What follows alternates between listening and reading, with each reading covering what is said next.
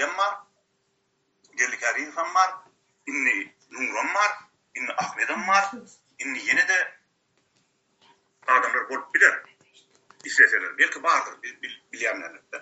Yönü demokratik opozisiýa arasyndan, demokratik opozisiýa platformasyndan ýeketek kandidat ödürler. Oň adymy da eşdik goý Allah'ım, Murat Kurbanov diýdi. Şu demokratik opozisiýa arasyndan çykyp TikTok'ta özüni biri, TikTok'ta ödürleden bolsa, başysyna kim onu gadagan edýär? Demokratik opozisiýa kandidat diýär Allah. O TikTok'un kandidatı. Sen gitti, bağlarda barda özün ödürlet. Senin şu hamana kengeşin aldafi yönüm, damat kengeşi maslar edip gelýärde. Damat tökmet atıp gelýär, kengeşe katmaşýandan üstünden. Gayretina murad kimliğinden. Ya da ama uç tökmet çürümde. Beytme, o den gömürün geçip var ya. De 54 yaşadım sen oğlan çıktı. Abi. Bir daha bir yağışı iş edecek oluyor. Mümkün değil yağdaydı. Ayıplan sıkıyın yağdaydı. Opozisyon böyle küçük olan yağdayını yağışı iş edecek oluyor. Halka umut verecek oluyor. Doğrusul hareket edecek oluyor. Senin bizim arkamızdan ayrılan yanında kirarında ağırlıklı çavuryan. Dese daha olmuş ya. Sen niye mi kadınacak oluyan bir maskara? Anha biz maskara da, Murad'ın maskara, benim maskara teknikince. Sen niye mi kadın? Senin tökme çoğurluğum da. Yeni bir yere gaydı yani. Şu meselede üns ver. Tatmiyana panyati bir bırak var. Sen jurnalistin öğrencilik derecesinde ağırlı öydük sen. Sen üstmedin. Sen hakiki jurnalistik bilimin yok. Sen çerceğin pidinstulun hayvanı duran bir cüne koyucu bir kuyducu adam. Yönü dili varca. Dilcağanın var senden. Son peydalanı var. Efire çıkıp YouTube'da adamların ağını buluşturuyor. Yönü bilip koy. Bir dağınan aydın adı vardır. Bir akmak diye. Bir yalan söz aytsa, son 10 tane akmak alıp götürür diye. Sen dinleyicilerin bir özünü yalımı kalıyor. Ben bilemem onun sastavını, onun düdümünü. Yönü sen beğenme. Senin 10 adam olsun, 20 adam olsun. Eğer de sen şuun kuğun, özünde var olan talandığını, dili varlığını, yağışı işlem karşısına oyan olsan, sen onu meyalet girdi. Sen yaramak adam. Kimse çıkar uzak yolları, saatlik boşluk, kapıları katmağı kimse çıkar. Şol boşluk için ömrünün onun tigirine tayap tokmağı diye. Sen bizim tigirimize tayap tokyan gereğin. Sen yağışı niyet bilen iş ediyen adamları kok içinden muancık dövürüp şıkı daralacak olup oturuyorsun. Sen maktadına yetmiyorsun iş var. Yeni bir yere gaydı yani. Yani sen ehli opozisyon adamının Murat Kurban Ködürlüğünü deyip Akbet apar bilen Murat Kurban yalan söyledi yani. Yok sen yalan söyledi yani. Bir ehli opozisyon adamının Ködürlüğünü diyeyim de sen faktları yoyan, sarşayan, özüne gelecek nimetine uğrayan da halka anlayan. Murat Kurban demokratik opozisyon adamının demokratik opozisyon platformasının Ködürlüğünün yeketek kandidat. Nuri, yok sen koşma. Yok deme, kısma diyelim. Sen diyecek oluyor, utaşın diyecek oluyor. Sen diyaloğa uğurma. Men sen kemplerde dinle bakın. Yapsın sesini. Yapsın şeytanın sesini. Demokratik opozisyon kim oluyor? Sen dur ho, men sesini görme. Sen neyme Musa, şun sözünü yaha, şun sesini yap, ya da men çık gidecek. Men şunu bilenler, men dişimi kısıp çıdağa oturdum ha. İninem çıkın, diyaloğa uğuracak oluyor. Her yedekte bağları uğuracak oluyor. Böyle durun teredine, men saniyan yerinde buraya. Dur. Men adamlar söylemeştim. Biz hiç vaat Murat Kurban ehlak pozisyon adından yeketek kandidat demedik. Sen şunu efirde halka ağırladın. Ehli opozisyon dedik. Ehlak pozisyon adından ne? Demokratik opozisyon adından. Onun demokratik opozisyon platformasını yadından çıkarma. Jurnalist oradan belli şartları. Hödürlüğünün yeketek kandidat. Hava Nuri hödürledi. Biz onu inkar edemiz yok. Gerek olsa biz Nuri'nin kollarsak, yönü Nuri opozisyon platformasını hödür eden adam yok. O hödürünü TikTok'ta hödür ettirtir, öz yankı Oğuzhan'ın yenlemesinde hödür ettirtir. Hakkı var. Artık o görüyoruz biz şunlar edenine olanlar. Gerek olsa men aydiyan, men şuna efiri berçektin eneme Erkin Türkmenistan'ın nemesinde, tribunatında. Dersin çıksaktın. Hiç il karşılığım yok.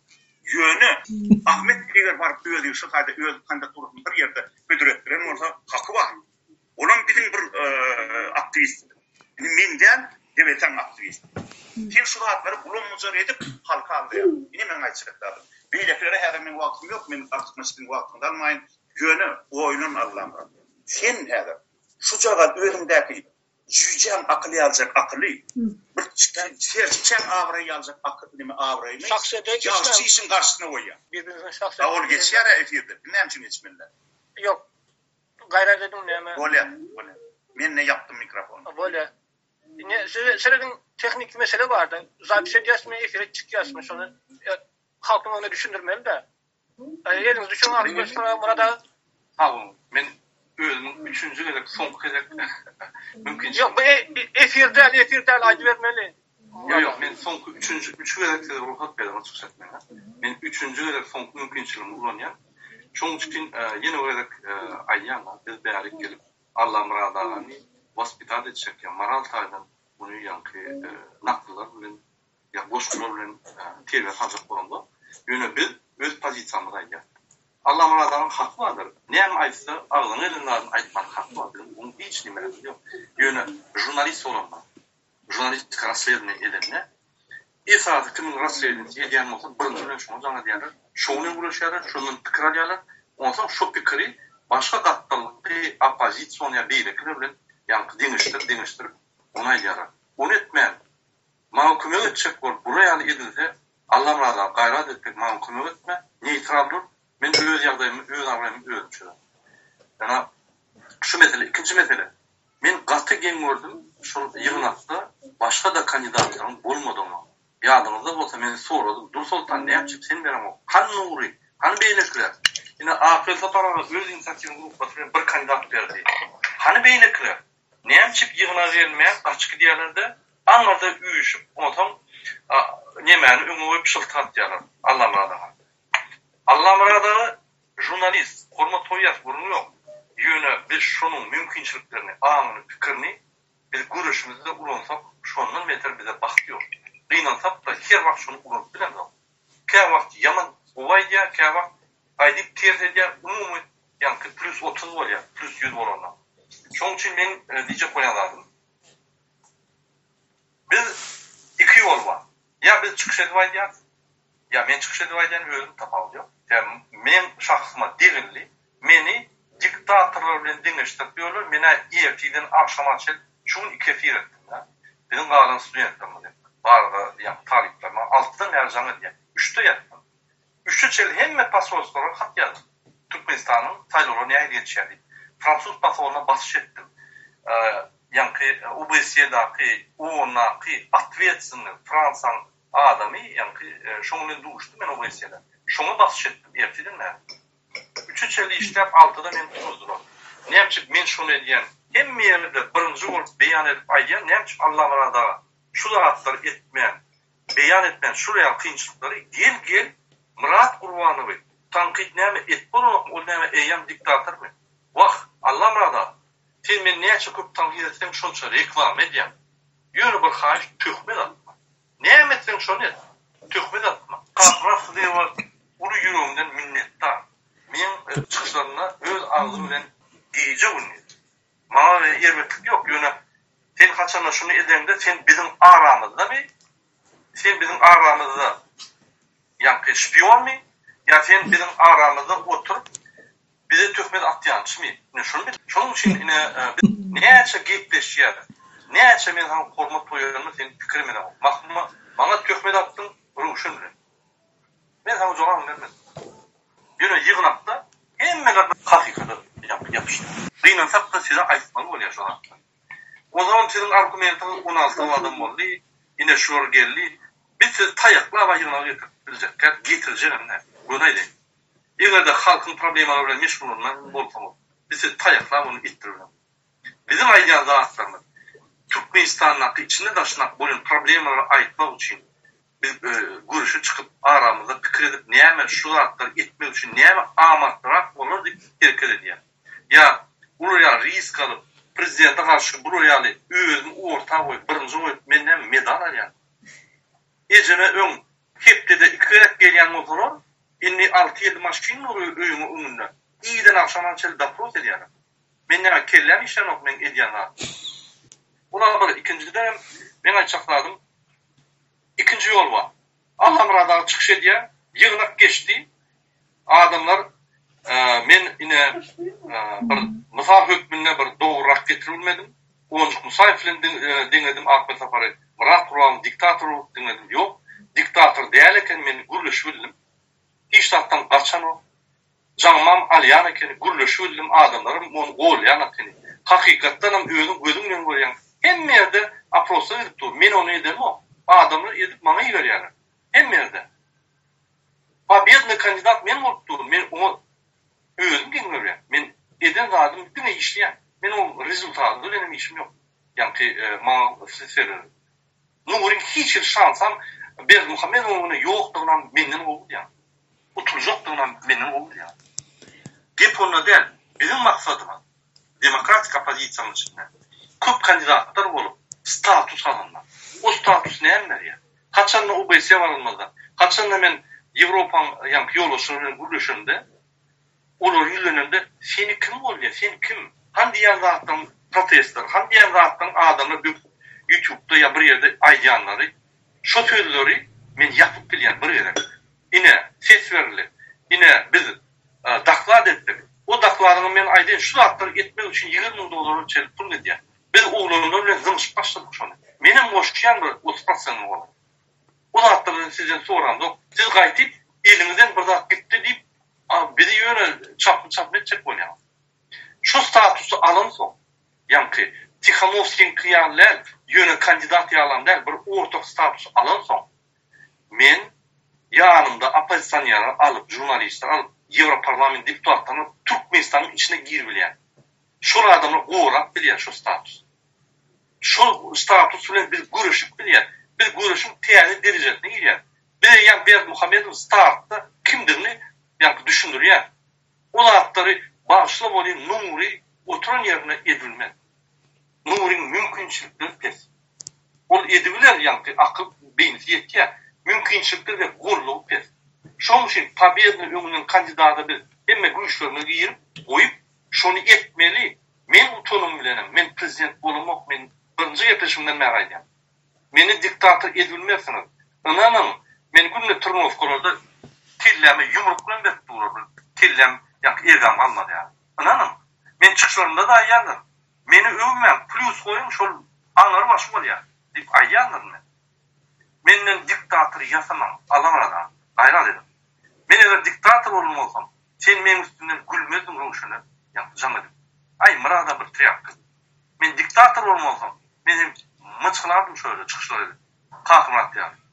Hani ben zaten diýmen, diňe ýyrnakda dastoyna, ýüzüňe garap. Recording in progress. Yankı aýtdym, başa da aýdym. Şoň üçin Recording stopped.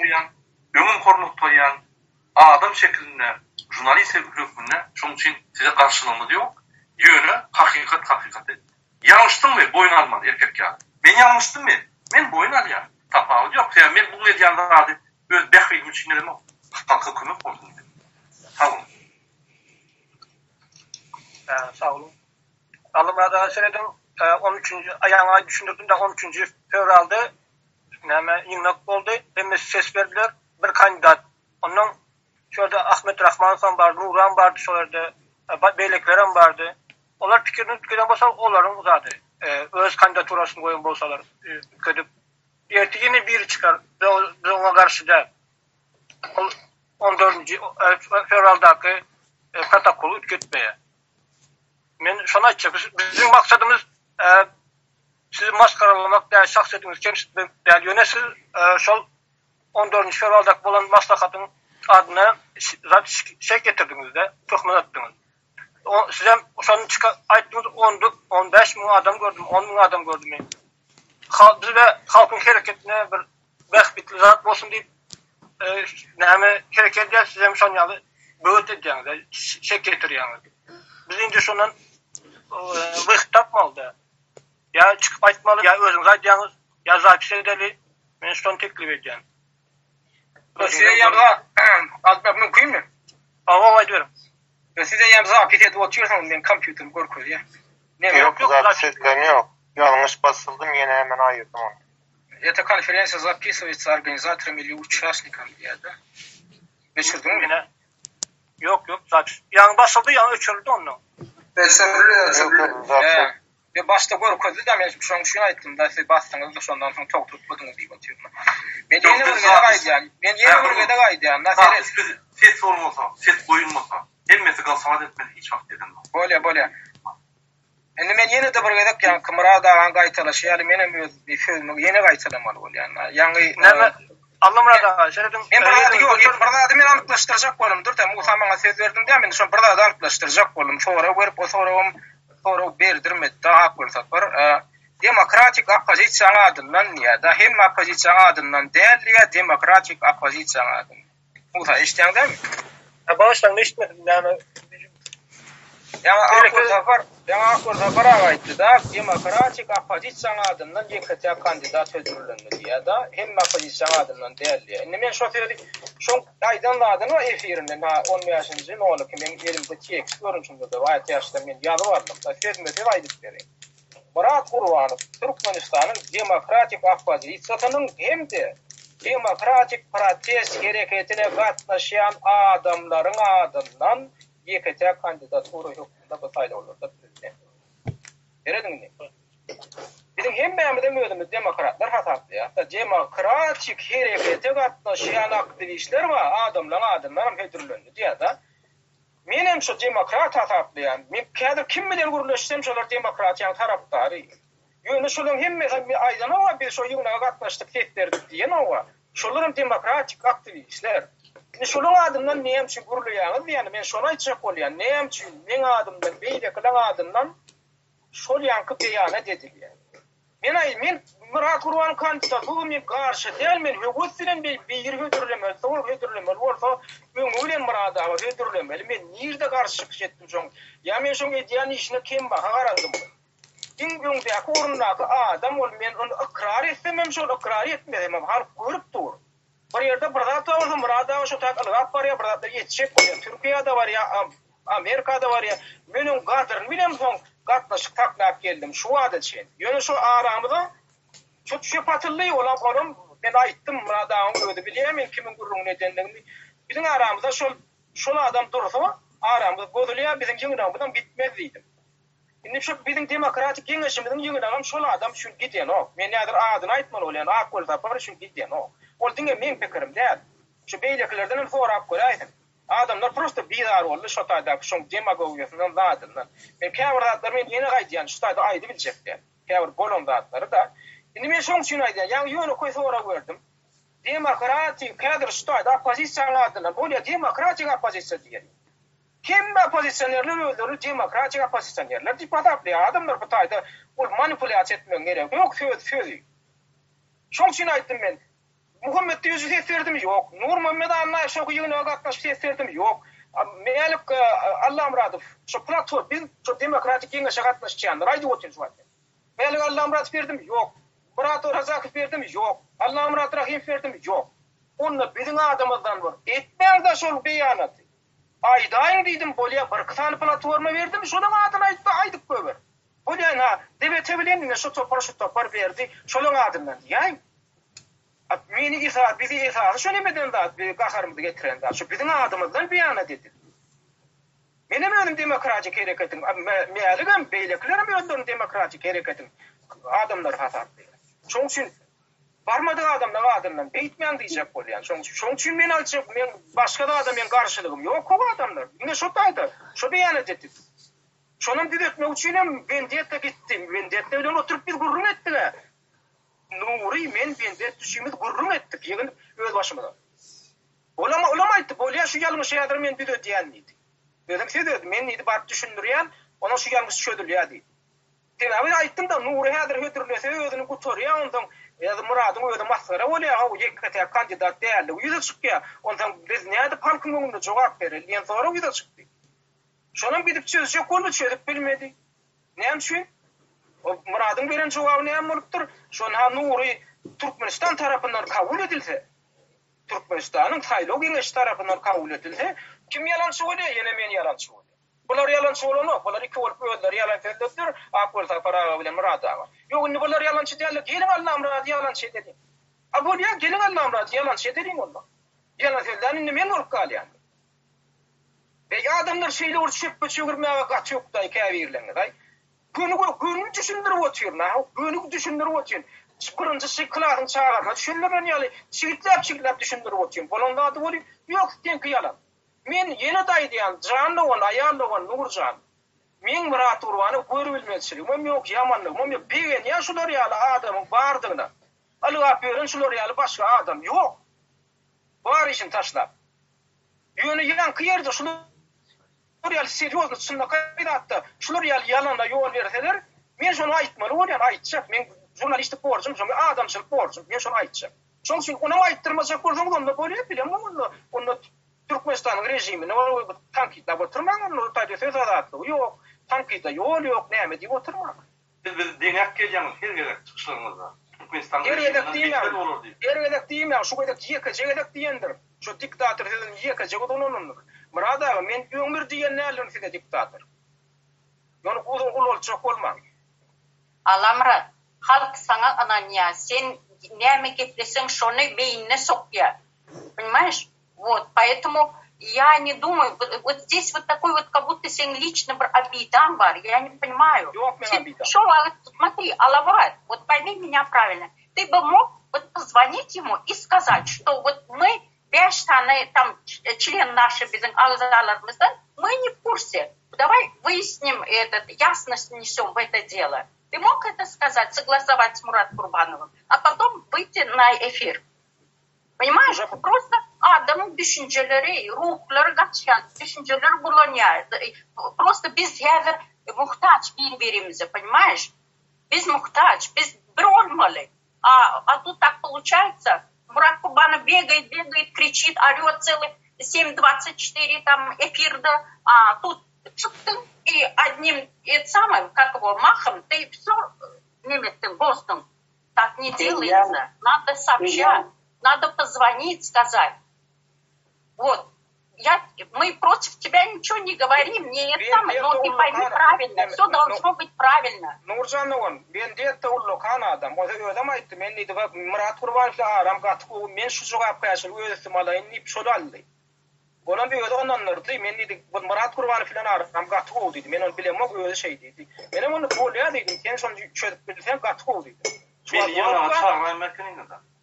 Да, конечно, вот Мурат Курбанов согласовать. Это обязательно. Бар белан kör bolyan olsa, men bilen araştırış hemmelerde oldu.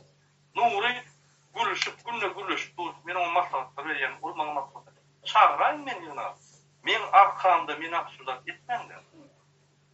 Yok. Конечно, это получилось. Bizim adamdan öde çekliğini aydıp durasıydı. Endiyette aydıp durasıydı. İnkar edin dava. Yani şu tayda aydan ladınız. Neyem ki Nuri öd kandidaturunu kabul ettirir hemen ayıracak. O tayda mesele başka. On barı aydan ladı hedir Nuri götürülürse Murat ağa siz ikinci kandidat olayanız. Yekete kandidat bolunuz. On barı düşündüren daha şol. Men cevap verdim. Şunu halkın ağını düşündürmeli, halkın ağını bulaşıyor. Ben cevap verdim, 14'üne yekete kandidat var. Ertesi milyonlarca kandidat bulup bilir. Ya günle yığınak geçirip, yankı çözlükler çalışıp olunur. Ne şuna demokrasi değil. Ben çıktım kandidatını, menden sordu, ben ne dedim? Bir dedim. Özüm teklif ettim, bir. Vandiyeta'da senin, kim veren olsa bir. Yine Vandiyeta ştabı oydum ben, yürüyken. Rahmanov Ahmet ştabıda değil. Yani hani men diktatör mi? Hani Ahmet hiç daha aytman, hiç aytman öz kandidatlarını koydu. Koysun молодец. Ne problemi ne? Menne oraya problemi yok. Ya men çözemem onu. Halk çözüyor. Halk ses veriyor. Yok hem men Allah, meni qo'llab, öňe çıkıp utulsam, men ine şu maskara oldum. Şu adamlar, şayet men qo'llan adamın önüne maskara oldum. Doğru düşünün. Şoň üçin adamlara wara gayrat edin de hormat koy. Men diýjek bolýan, biziň adamyzdan gürleşekmisiz? Onda siz özüňiz jaň edin. Biz jaň etmeli. Ýa-ni biz ýygnaga barmadyk. Sen jaň et Allah, Murat ağa jaň et. Allah'ım razı näme üçin gelmedin? Yok, hiç şey diýär, jaň etmeli keninde. Biz barmadyk, öýkölendir belki. Beýdeklerime öýkölendir. Jaň et de soraý, näme üçin gelmedin da ýa, maňa garşymy? Soraý. Ondan sonra biz aýdyrdyk.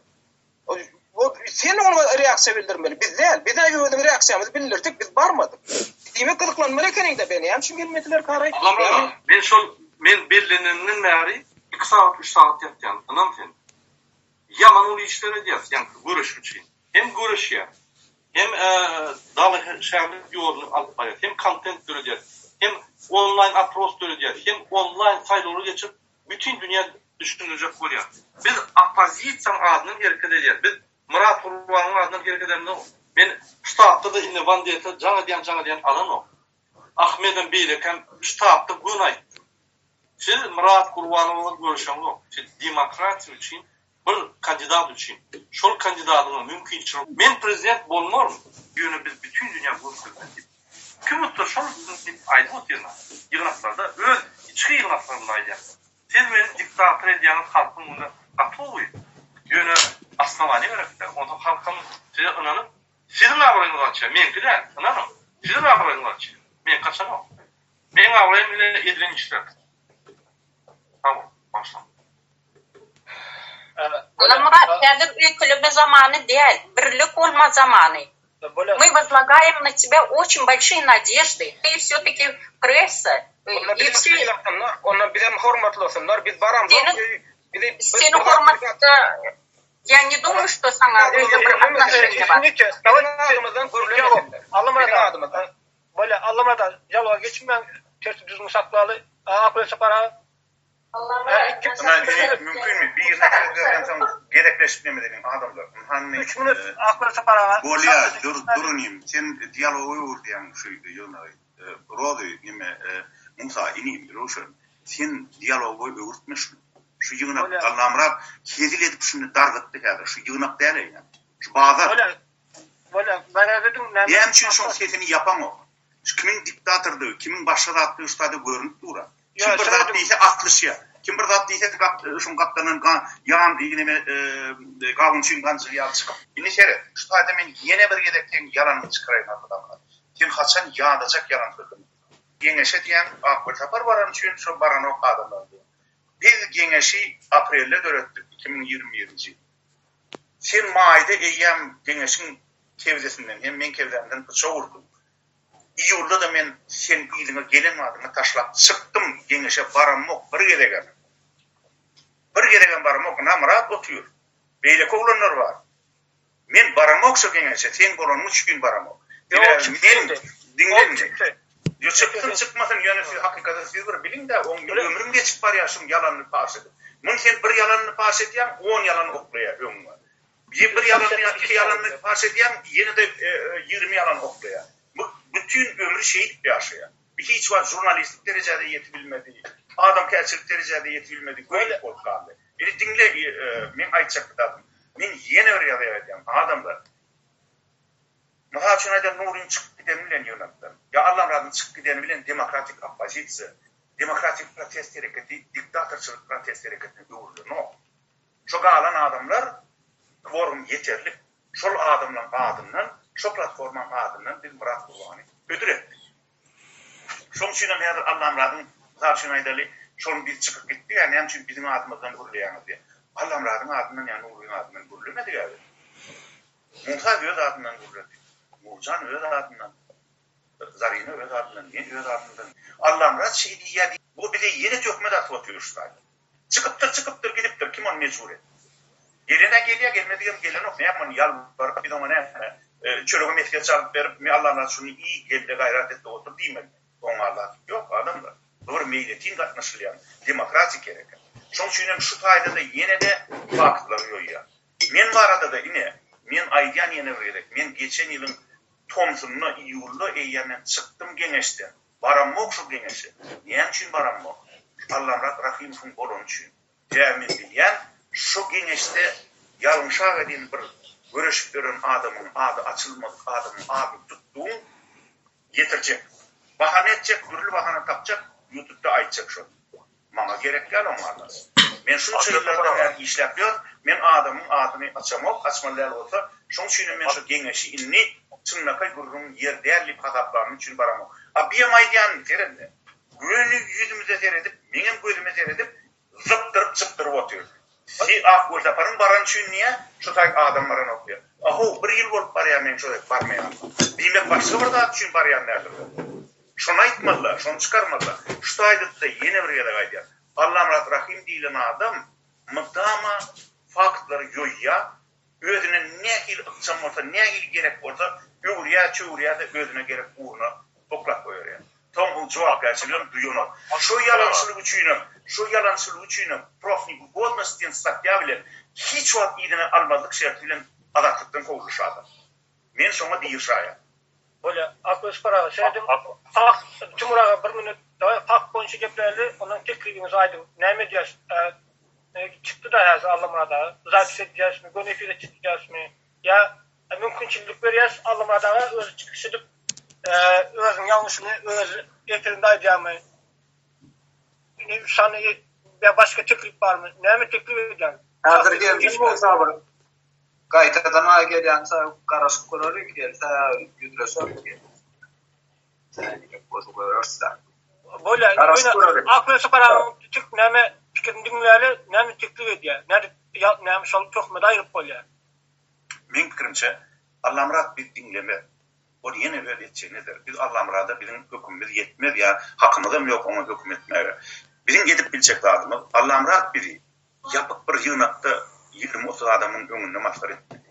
Bizi efire çıkıp YouTube'da kim bilir 20.000 adamın, 30.000 gelecekte belki 100.000 adam var.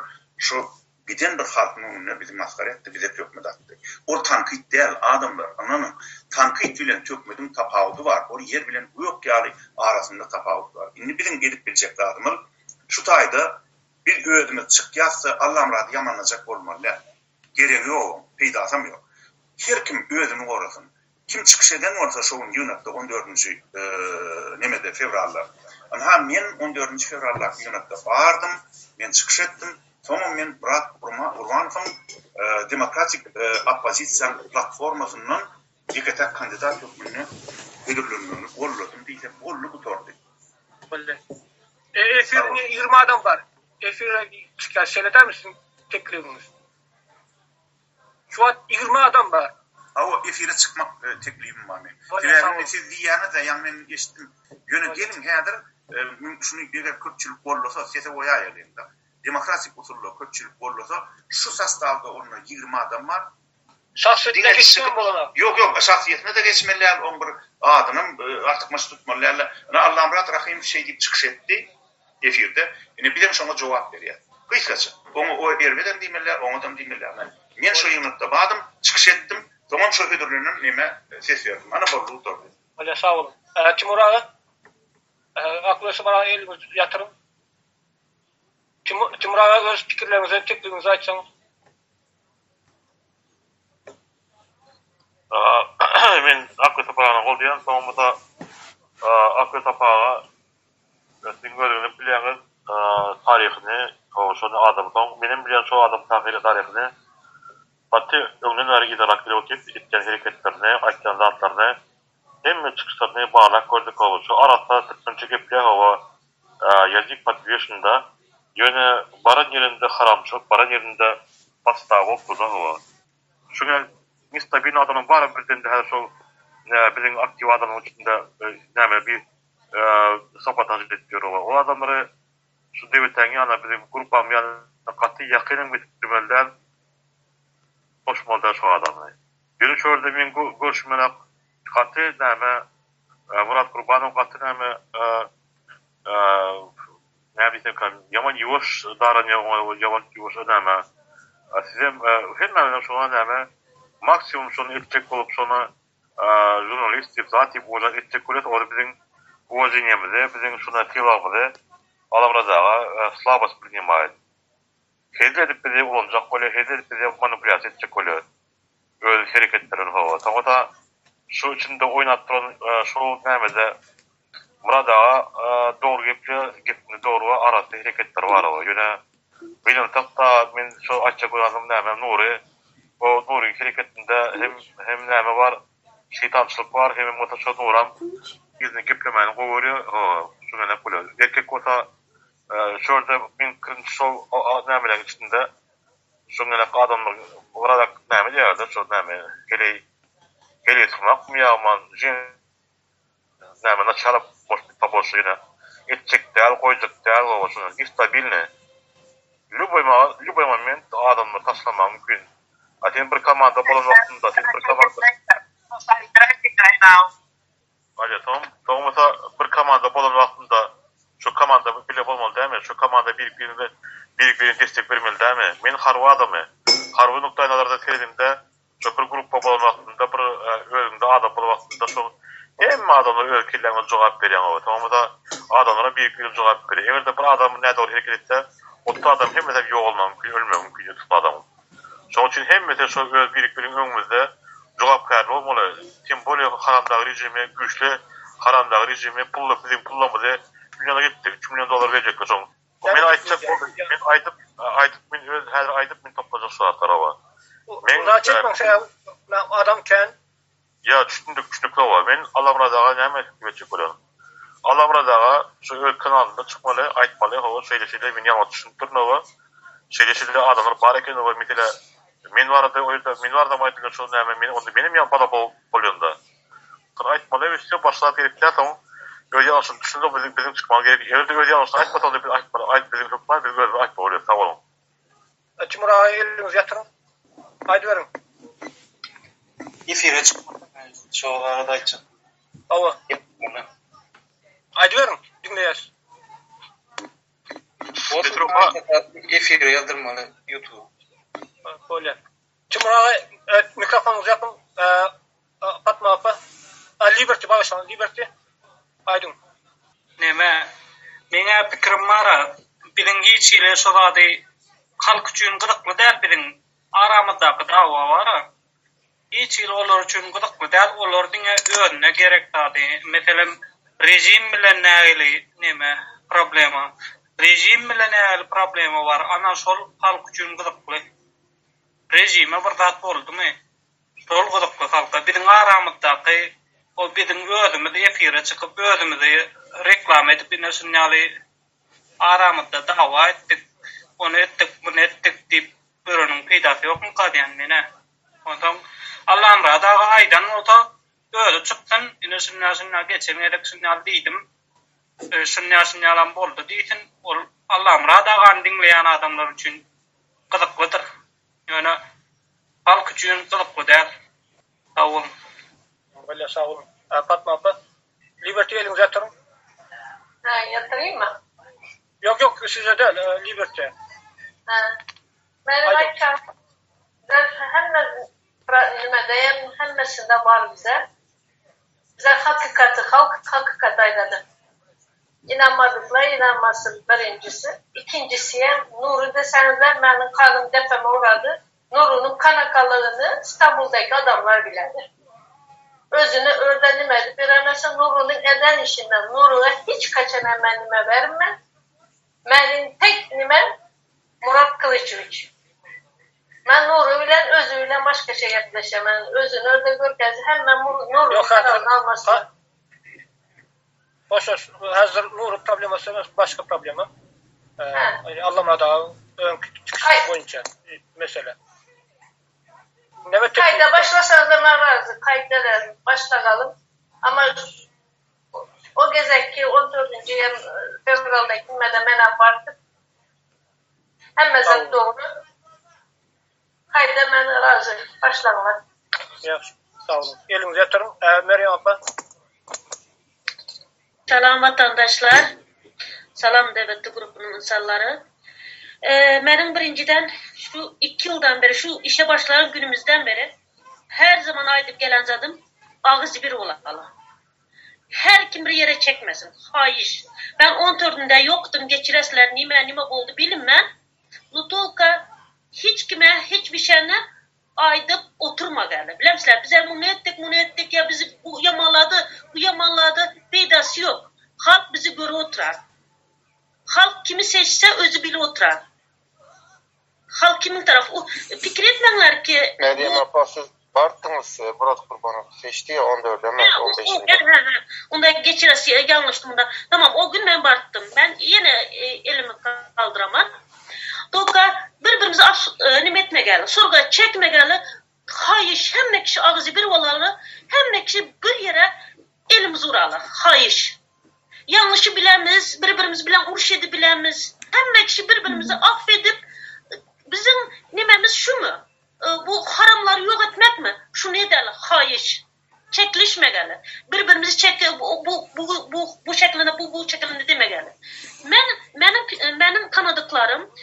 Murat Kurbanov adamları tanımadık adamları hemmecigi Murat Kurbanov'a nime ses verecekler. Her kim özü bilerdi. Neme teklif edes, neme yapar? Bence hiç kime hiç zat nime etmesin çıktı. Bu video görüldü. Adamların özünün fikrine koyarlar. Birbirimizi yamanlama geldi. Benim fikrim bu. Sağ olun. Ben Murat Kurbanov diyeyim. Yine mi Murat Kurbanov? Ben ölüyken Murat Kurbanov diyeyim. Benim bu şeklinde. Ya sağ olun. Sağ olunlar. Neme teklif ediyorsun? Zarina mikrofonumu götüren hayır. Yine Allah'a yüzleniyor. Yine men devlete lider hükmünde, dağlaşan hükmünde hayır ediyor. Allah'a şu meseleler yapılsın. Sen özün çıkış etti. Öz yüreğindekini ayt. Yine men oturup gülüştüm. Düşünüştüm. Adamlar atraf deyiptirin.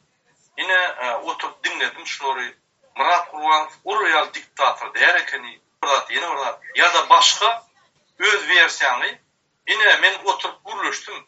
Siz inanamıyorsunuz Murat Kurbanov'un diktatörlüğüne. O diktatörün en anırı başı ekeni. Yine şu yanındaki adamlarım yallaklar, çepekçiler deyip oraya çıkış edip. Ya da yeni bir başka bir görünüş çıkış edip. Men fikrimce birinci bilen yine men haş edin Allah'a da.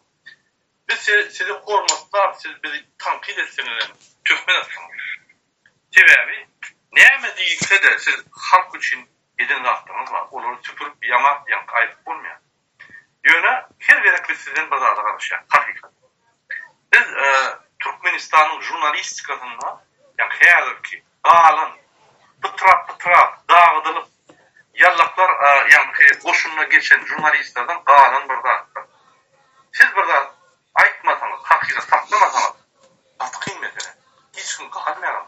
Şunun için benim fikrimce biz Allah mıradağına bir yak mümkünçülük Allah mıradağına yine hayiş eden bir adam yani. İndikiyle söz veriyen bir zat olsa men size can edeyim. Ömürde. Siz bana hiç vakit umidinizden bulmasın diktatörleri. Yöne şu edek siz özünüz çıkış edin de başta özünüz başladınız. Özünüzden şu temanı yapın. Çıkış edin. Neye çıkış ediyemez? Öz avranınız özünüz. Halk sizi seyredip durur. Yalan uğrayan olsanız avradan başlarsınız. Doğru ayyan olsanız ondan mümkün yani halk sizi kollar belki biz avradan düşürür. Çok için her vakit yani öz aramızda özümüz düşünceleri yine şu bir kuvrak varyant kurtarlayan dava başka bir tarafa geçik diye. Ben onu istemem. Ben o korkup ya bir yerinden ya neyme der. Güçleri başkalardı. Soğuk var ya şunlar. Rejim öz geçecek için edip dur. Birleşenle yine şu yankı dağlaş karşılık şu sayılarla bizi ayrıştırıp başladı. Onu ben katı inanıyorum. Muhammed Dözü ne inadım? O nedenle yankı sonki hareketleri beni yatırdı yankı içimdeki şunu kormadım yatırdı. Öyle yatırdı. Ben onu hiç dedim elbette et göremem. Akip gol yani. Allah radağına ne öz hormatını benim içimde yatırıyor. Benim onu istemem. Yine şunun mümkünçülük veriyor. Siz de biz entek şugun rüşteni almalı 6. günü çelik karışalı mümkünçülük verir 6. günü adamları yığınalı.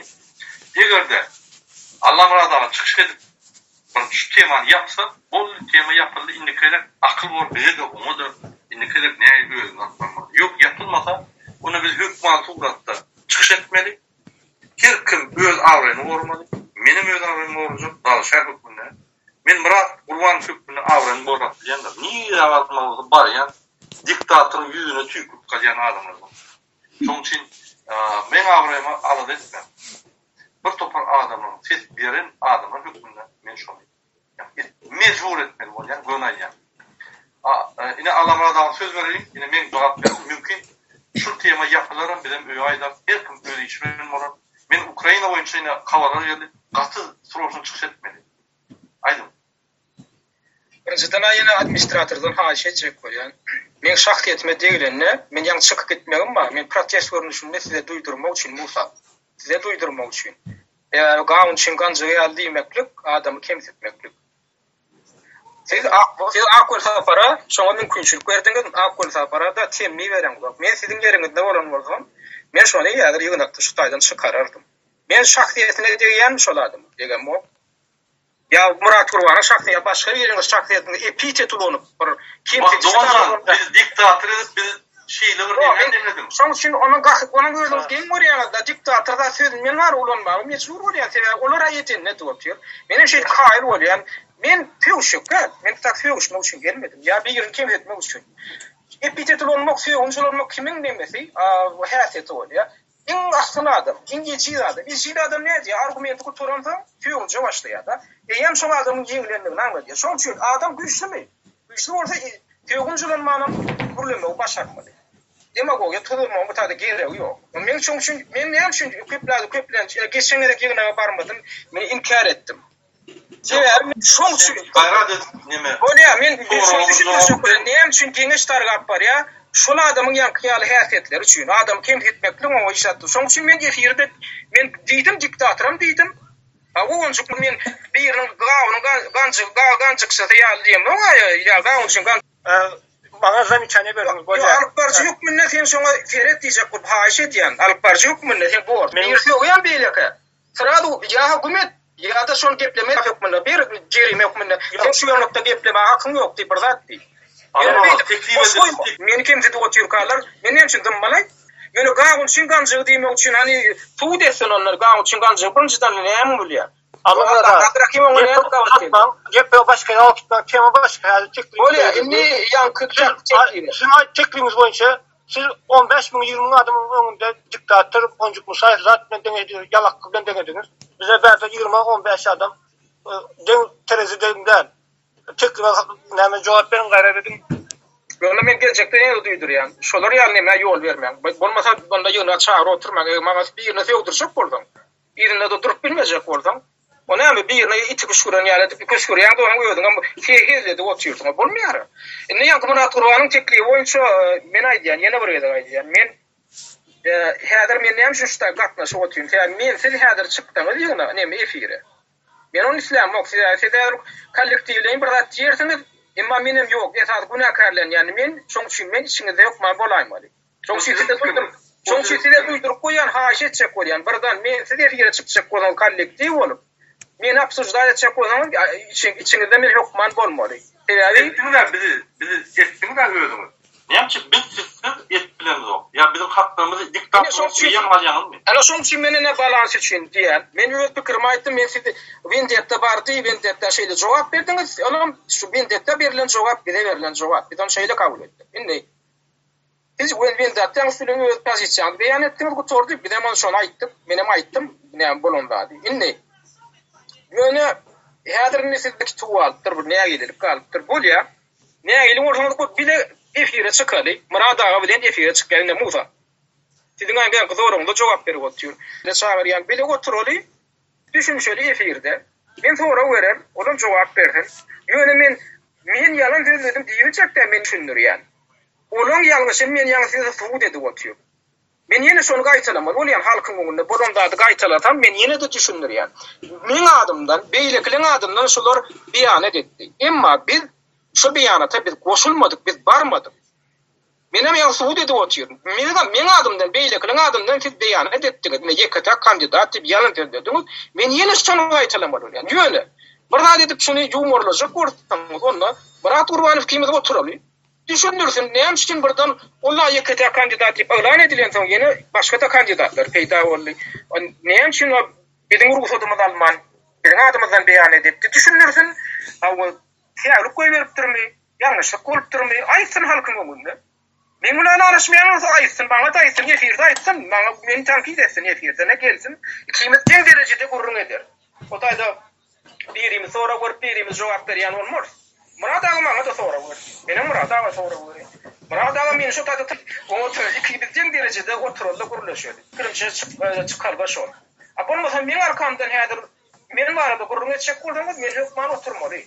Men şoň üçin aýtjak bolýan. Häzir efire 3 çykjak bolsaňyz, men arada gurup etjek bolsaňyz, siz bizi oturtmadınız, siz bizim pikirlerimizi hem dinlemediniz. Onu memedele, onu men siz häzir siz beýan edesiň diýen. Etim ýöne menim öz ihtiýarymyz nämetek bizi. Ýöne menim asaňyňa jogap bermeli bolar. Men boş goýunyň ýene bir şeyde bitir oturuyor. Onlara men jogap bermeýän adamlar da Paprada. alamaz. Bize her sayıldığı hemme bir aýtdyk o, bize näme bildiňiz. Bizim hemme bir yalançyk koýduk. Men yalançyk koýdum. Yok bolýa, onu çykyş edin. Ýöne onuň gaturmän, menim çykyş eder, meni de sen jogap ber. Tek öz adyny aýtdyk. Öz adyny, ýa-ni öz adyny. Siz onu çykyş edin. Bolýa, menim onu Nurdaýan çağırar, Muhammed Diýoçyn çağırar, Mälik çağırar, Murat Rızak çağırar. Daş hakkı çağır. Bolýa, onu şonu isleýän bolsaňyz, onu biz onu şeydir oturan şeydir. Biz siz wagtda bize aýda töhmetlerinizi suud edýär. Size atak edemmi? Yeni oraya düşünürýär. Sorgur sirkulyasy aýlanan ol. Beýik işlerim kadar mı yaptığına? Yok, Murat'a men teklif ettim ya. Murat'a teklifime jogap beriň. Men sizi çağır. Yani ben size teklifime jogap bereyim. Durun, ben size teklifime. Bolýa. Siz pikir edýäňiz, Murat ağam günäsi var, gelip düşündürsin diýip. Men günäm ýok. Alamaz ağa. Siz özüňiz töhmet gepleşikde. Bolýa, gelin Murat ağa düşündürün. Siz düşündüren soň men barışlama sorunjak diýseniz, men barýan diýär şöyle.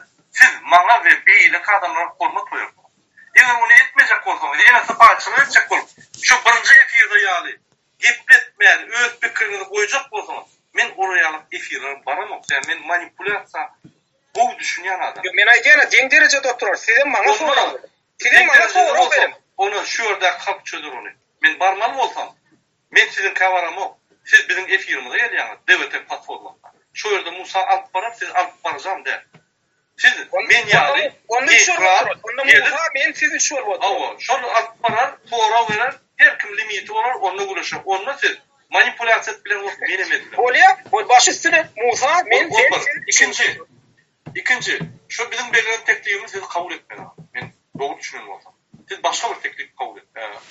Şu wagtda sizden haýyş etdik, aýdym. Näme formada aýdýaňyz? Siz ana maňa töhmet productiony aýdanyňyzda tapdyňyz bir formany. Men nirde ýalňyş anmaýdyňyz oga, nirde o töhmet nämeden bar? Men ýalan sözläme, o sizin ýalan sözläňiz aýdyp otur. Gaýtylap aýdap, siz biziň adymyzdan ýalan beýan edipdiňiz. Menem şonu efirde aýtdym. Indi men ýalňyşym nämeden? Men nirde töhmet atdym size ýa, men nirde ýalňyş dadyk. Mana Murat aýdym. Men hem burada dedim. Ine serin ýürekden ýürek aýdyn, kak hudojnik. Sizin häzir bir şansyňyz bar. Türkmenistanyň opozisiýanyň içinde hormat almak. Hemme hereketlerden. Türkmenistanyň içinden adamlardan hormat alyp hakyky beýan bolmak ya da sypaçylyk manipulasiýa edip barasmak. Özüňiz ine sizin awraňyz özüňiz. Maňa sizin awraňyz köpölde de tapawy ýok, azalsa da tapawy ýok. Ýöne köpölüp siz bizim bilen bile görüşdüňiz tapawy bar. Başga ýerlerde hiç bir tapawy ýok. Özüňiz öz ihtiýaryňyzy alyp awra size gerek. Yo, ýene de men soňra, maslahat soňra. Ine şu wagtdan başlap, biz öz etjek zadymyzy özümiz ederiz. Siz pikir edip aýdyp bilersiňiz, ýöne bizim mezun etmem. Ýani bize ine men hökman bolmaly. Siz hökman öz kanalyňyzda bolmaly, siz hökman öz ýygnaklaryňyzda bolmaly. Bizim ýygnaklarymyza siz gelseňiz hormat goýmaly, umum adamlaryň çözgüdi. Şu ýerde çözgüt anlaýar. Şoň üçin meňem çözgüdümde ine şu ýerde näme çözgüt alsa şu. Bolýa, onda näme berýin? Musa men siz üçimi oturmaly, şeýlemi? Adamın pikirlerini näme pikir edýär? O sizin pikiriniz. Yo, sizin pikiriniz, men pikirim iki bolup oturmak, sizin pikiriniz üç bolup oturmak. Ine şu ýerde halk ýerde şu netije gelen ýagdaýynda şu mümkin bolup biler. O ýerde de size sorum berdim. Ýerde şu ýerde biz size düşündürsek, halk öňünde bagışla men Onjuk Musaýew bilen Ahmet Sapary deňeşdirdim. Murat Gurbanowy iň zulm diktator bilen deňeşdirdim. Men ýalňyşykdyr ýa-da başga formada aýdym. Näçe men diýmeli zadym, men adyma hat berjek bolýan şu. Yok, men diýjek bolýan zadym. Yok, men özüm diýjek zadym özüm şöler soňra berer Musa. Saňa size de soňra berer maňa da. Men size plan zat diýiň diýemmi o? Ýa siz näme maňa plan zat diýiň? Başla diýýän. O men öz işim dämi näme diýmeli? Yok, sizin öz işiniz ýöne gep bolmaly. Men näçe ýaly mesel berjek bolýan şu wagtda ger. Yok, gepim manyny şu. Başla diýip näme diýersiň? Men ol ýördüm haýlamaly näme? Özüm taýdaman dedi. Onu näme? Yok, yine de şey dip bar, ondan kategoriya diktatör diýär, näme diýär bar. Şu adýodyňyz näme alyp barýaňyz, näme diýmeliň, maňa göre oturýar.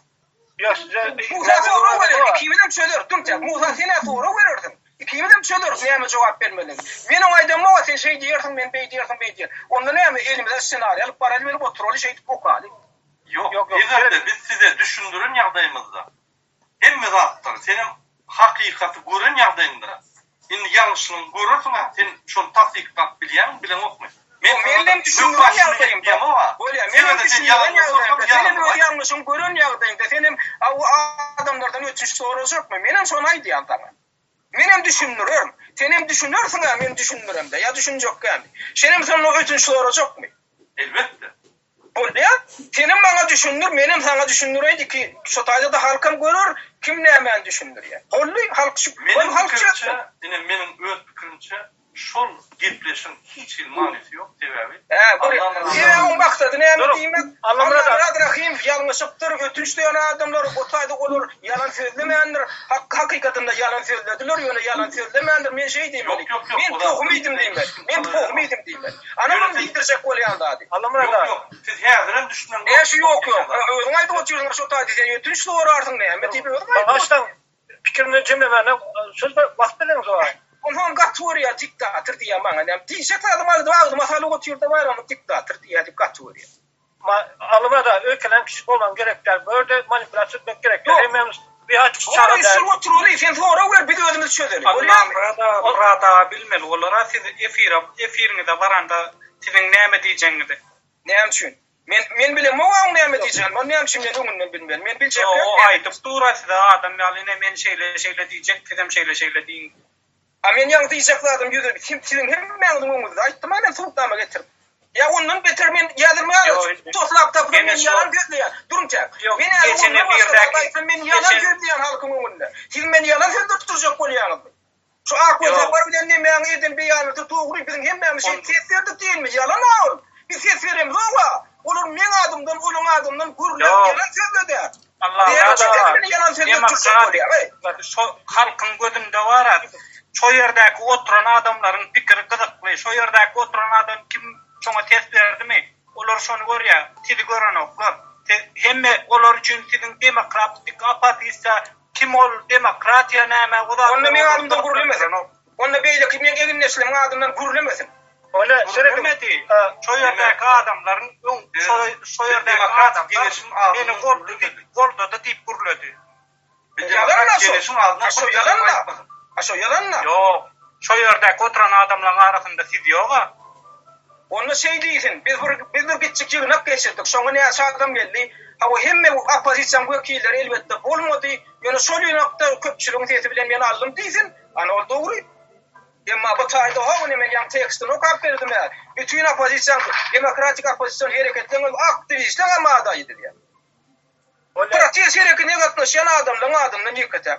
Niye şu adam atlaşıyor bu protest hareketine? Bütün adamdan gurrun edilip oturuyor. Ne hiçbir marar hakkınız var. Ne bana yalan söyletirecek bolýar. Şu da değilmedi, yok başka da atmadı diye. Ben bu taýda yalan söylemek için geldim. Adamlar. Oňa göre press release okat berin çok ýazylan demokratik ýeňeşiniň adynyň däl. Marada baştan gelen agzalar saýlap diýip çok press release. Men okat berdim, men demokratik Marada demokratik protest hareketine gatnaşan adamdan gurrun etdi. Şu taýda şey diýip ýazylgy. Demokratik harekete gatnaşan ähli adamdan näde? Marada şeýledim konflikt barda siz töhmet diýäňiz, bu da siz men adamdan ýalan gepledim diýäňiz. Onu halk çözsün, ine size teklif edýäňiz. 3 wol geçel diýäňiz. Yok, benim teklif edilen okşamıyor. Ayrım benim teklifim sebebi. Hiç bir mani yok ya. Men hemçim Allah'ım arada hiç vakit interview veremem. Tanrı gepleden o. Şu yerde de herhalde yine ömürlü. Men şuna plan da diyeyim o. Haçanla biz tuğut et bilen yardayımızda. Ben bağışlaması olacak mı diyeceğim. O başka bir hakkı diye. Onu olur yani gepleşir men gidemem. Logika yok. Eğer de bana düşündürse men yanlışan mı? Men hükmanı bağışlaması olur ya. O gepleşim şerti şu. O bir logikan bir şerti. O hormat koymak. Men şunu şu sözü verende o O nemçik bana beýle etdirýän. Men etjekler, men öz etjekler, aýçaklar ýene oýun olup başlaýar. Men onu goşulamam. Men şu ýa gepleşiklerden baranok sebäbi bol bir adam özü durupsuz bolansa şu gepleşikleri şuraya atmaýar. Men şot kalıp barýar. Şeyle. Yanlıştım mı boyuna bol. Gepleşigi bizim platformasına alıp barsak. Nähili hissedýäňiz? Eger şu ýerde oturan adamlar şol çözgüde gelse, men şol çözgüde boyuna alýar. Men başga etjek adam ýok. Men edetim gelen o, ya beýle gidip bilemok, men danışgan. Men başga şansym ýok. Ýöne men şoňa garşy, men sese goýanymda men garşy bolarum. Ýöne sese ber, utan ýagdaýynda. Men onu etmeli var, men gitjek ýerim ýok. Men publişni adam. Men Allah'ım rat diýdi, akıl tapar diýdi, düýüjü diýdi, men hökmat jogap bermeli. Ýene men o şonu ýa-ni jogap beremem. Şoň üçin siz özüňiz ýa-ni çözgüde alın. Näme diýseňiz, şonu edermen. Eger men şonu edibem, men garasalar, o men garalany, o sizden garalýar. Siz aktivistler, men sizin seslerinizi esitýändim. Men sizin pikirlerinizi, sizin nadejdalarınızı edýär. Şoň üçin özüňiz seredin. Men alsa Allah'ım radam kıda men näçip çykdym. Sebäbi birinji çykyşyndan bäri sana söz bermän, özü ideýany formuliýerde manipulatsiýa. Yok, burada DGT platformasına geçireriz. Ýyňa gatnaşan saýatlarym bolar, gelerler, gerek bolsa öz hak kazanýa bererler. Näme üçin beýle diýdiler, näme üçin beýle goýdular. Çözgüde alınmymy? Näme diýdiler men edem? Yok, bir adam bol sıkmal etdi. Näme üçin bir giden adam ýyňa çykyp bolýar? Yok, burada saýatlar gerek. Çykmaly etdik diýip bir karar alamdy. Bolýar, onu meni saýatlara getirdim bolýar dämi? Bolýar. Aşuratda getirin. Näçe ol näçe ýerime çykalım. Yok, ne şutaýda näçe adam bolsa esasy aklysy paraga gatnaşar, siz gatnaşarsyň, Murada gatnaşar. Menem soragy bererim. Kim soragy berjek bolsa soragy berer, ondan başgasy zatyndan ýok, goçmaz. Yok, beýlekilerim gelmeli, saýatlar. Gelir, saýat hökmünde çağırsanız näme gelerler? Gatnaşmadyklar var, şu ýygyna gatnaşmadyklar var. Test bermedikler, şolaryň adyndan beýan edildi. Şolar gelse bolýarmy? Men pikirime gelmeli. Bolmaly, şolarym gelir. Yok, onu ýa halkdan çözmeli. Onu men burada näle olar? Kim ol halk? Durda oturan adamlar ýygnakda bolan adamlar. Onda men çağırjak olaram şonu çözmeli. Yo, olaram gelmeli, olaram ses berdim. Näme üçin diňe şu tak kadr? Biz saýatlar geçirende var. Siz şu adamları tökmeli atdyňyz. Indi şol adamları çözmeli. Siz bolsa başga adamları getirip başga bir işe arjak bolýar. Yok. Siz tutuş opozisiýa adından gurrun etdiň, men opozisiýa wekillerini getirjek. Demokratik opozisiýa hereketiň wekillerini getirjek. Bolýarmy şu? Sebäbi siz şolaryň adından beýan etdiň. Siýaset jemgyýet bilen Pakistan'yň wekilleri çağırdy. Bolýar çağırdy. Onu gelsin. Ýöne haýyla şu ýygyna geç. Şoň üçin siz öwrüňiz. Alamada oýunlar goýulsa. Burada seredin ýa çykýanymy ýa bizim bilen bolýanymy. Sizin öz ykbalyňyz, özüň çöýýär. Uruş ýa, bitti ýa, biz sizin edin ýalňyşyňyzy siz düşünürjek bolýar. O bizim çykyşymyz bolsun bolmasyn olatda içinde. Gelecekde şu zatda bolmaýan şu. Eger bu ýa dawa ýa bolýar, hemmeleri getirelim. Şu DVT'ni, Erkin Radyany, hemme patbiçileri getirelim. Türkmenistan'ın içinde bir topar adamla DVT'ni bolýar. Habarmy barmy? Getirelim. Olur mu bu adamlar? Burada demokratik dinleşin adına rişini çıkaran siz onu getirecek olmanız. Bir demokratik opozisiya, Erkin Radyo, Sibir'in opozisyası, biz DVT toparı olup, bir topar adam rümler çağırdım var. Şimdi şunun adına buluştuk. Bizim presrayonda okozumuz, mesela ukat verin, şöyle yazılı, Türkmenistan'ın demokratik dinleşinin adından ne? Türkmenistan'ın demokratik opozisiyanın adından nedir? Teklif edildi ve şu yerde saylandı bu. Böyle gepleşik özara gepleşik geçip olmaya men sizin kabul ediniz yok anlamadığım kabul edin yok. Onda anlamadığına iki özü çıkıp yanlışını boynalan yok, yanlış değil diye aynen zatları o da bolan yok teklif. Yine aklı ısparanın aydanlık teklifi var. biz aynatin çıkıyor, Allah'ımadağı öz aynatin çıkıyorsun, ondan çıkıyor, bizi yine çıkarır, devam ederiz. Yine son teklif var. Dördüncü teklif, inkar etmeli, ignore etmeli. Ya hiç bolmamayalı geçirmeli. Yeni neyme teklif var? Men hükman çıkış etmeli. Böyle siz aynatin özünüz böyle aklıysa bana başlıyorsunuz. Tamam. Reklamın saklanmak adamlar deyitmeyelim. Bizim ömrümüz, yekeci ömrümüz var. Siz men size söz veren adamlar, Allah'ım razı rahim diyen adama hiç vakti hakikati kabul etmezsiniz. Duray da iyiyim. Duray ho, men şahsiyet değil o. Men aydiyan, boymartımız için boyunda hakikati. Şu şahsiyete geçmekler inim karşıdır. Durun, bana nimi zam inim men sizden bölme. Men sağlıklap siz dinleyip oturmak. Yok, bağları ordunuz bana. Men Allah'ım razı bu nesi bilen. Allah'ım razı bu nesi bilen şiirine bağları uruldu ya. Yine dur dinlemeni. Men size yeni bir tağdaydayım. Her Allah'ım razı şu köpçülüğün çıkıp her kimin özünü korumağına yol vermeyecek. Şonun için manipülasyon edip zaten 20-30 adamın derevine 2 adam çıkaracak. Hudaya şükür vaktinde mırakmına düşündü de yok. 2 orta seninle çıkacaklar, senin kanalına bakacak geldi. Köp sağ olun. Adam bir müheyim tutuğuna girip ya bir gürlömücüğün yemekle kadanca çukuruna girip o tayda bir hakikat buldu. Şonun için sen muhtamı koştun. Hemen devleten platformuna geldiydim. Yine şu tayda sen eyyamın tırattın manipülasyonu. Yine bir hak kaldı. Hangi taydayım bu adamlar sen kandidaturan gollap çıkış eden sonun ses veren adamlar hem mesela Allah'ım razı kesip çık ayır. Hem çünkü 3 adam mı çıkış etmiyor ya da 2 adam mı çıkış etmiyor. Hangi bu adamlar bunlara özünü korumaya mümkünlük verecek yani. Şonun için men şeyle teklif ediyorum. Allah'ım razı niye mesela şunu etsin? Biz buna hakikati bu edip bilmez adamlar. Men size söz veriyorum. Şonun için bir özünü çıkarayım da YouTube'da bolun da adı aydı. Allah'ım razı faktları yoyya. Yerini sarşıya. Mesela şu tayda mobil duran orta, bu tayda da kuş duran orta da eliyor. Şu ayda ansatlık bilen diye beyli de durdu, olan beyli de durdu. Şunu düşünün o. Şunu yerini sarşıyan adına köp zaten üstüyenlerini boyun alamak. Ödüm birinci gerekli yer olmadı ama şey diye. Jurnalistikada patmiyana panyatı bir fırlatla şunu etmelerle öğretiyorlar.